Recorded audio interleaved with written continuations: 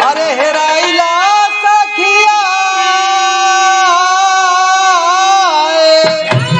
अरे हेराइला सखिया, चला हेराइला सखिया, सुगना फुलवा में हेरा ले, चला हेराइला सखिया।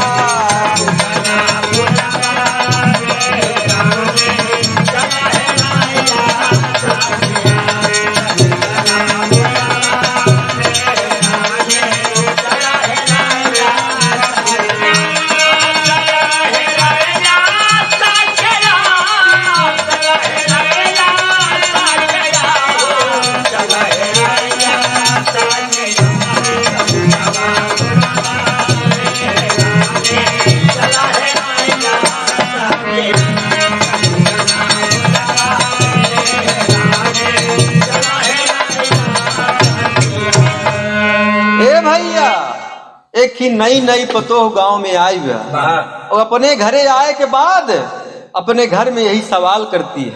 क्या कहती है? अरे चढ़ल जवानी शादी भइले, गईले पिया अंगनवा, सास पिया का ताना मारई, अरे फुहरी मिली जननवा, चला हेराइला सखिया, चला हेराइला सखिया, तसैया न तुनी मेहरा ले, चला हेराइला सखिया, सैया न तुनी।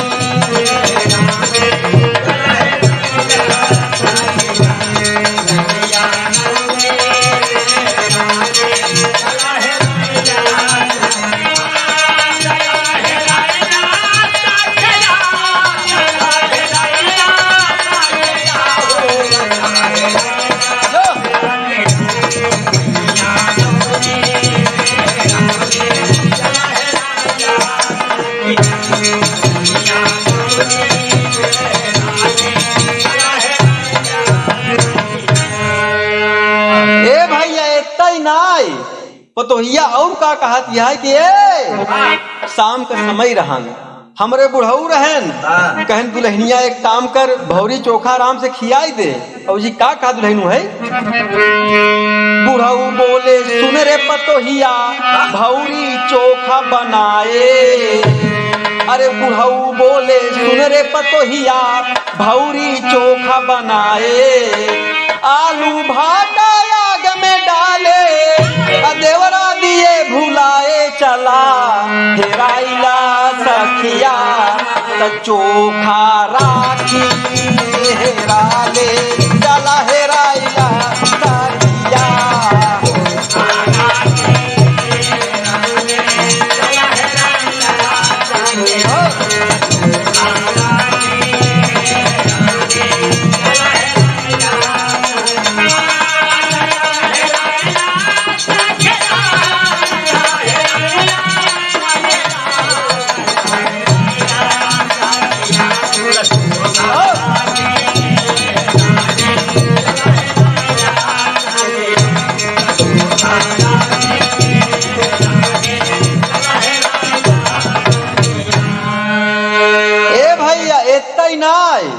ससुइया आई की रही हमार, वो का कहत पतोहिया से तो बता रही बाबूजी कि सास गोसाई हमसी का कही ने भैया,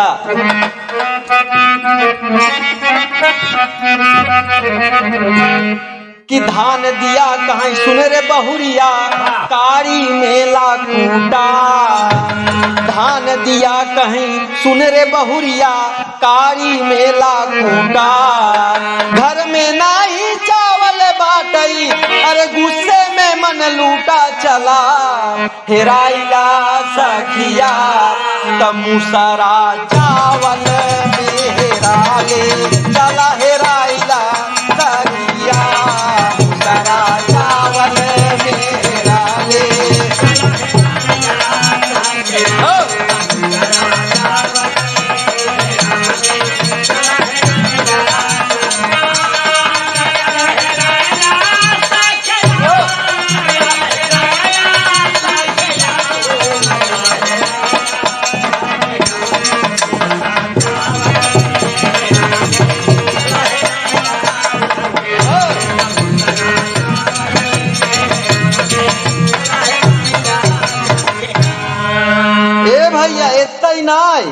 पतोहू और क्या कहती है कि हमारे घरे दूध दही भाई सब बा, लेकिन देखा वो में कुछ का हैरान में का कहना है भैया।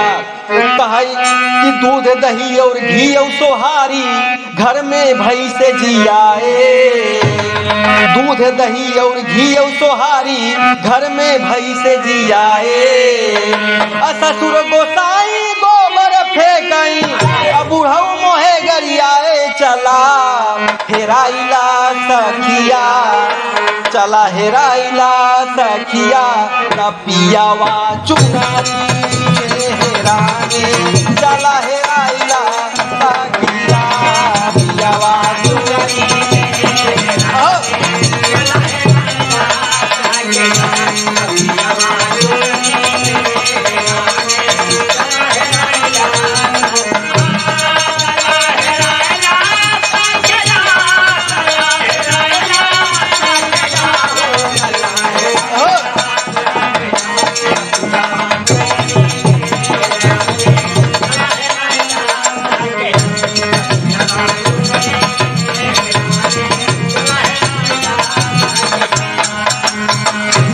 ए भैया इतना ही नहीं, पतोहिया और का बतावत है अंतिम में।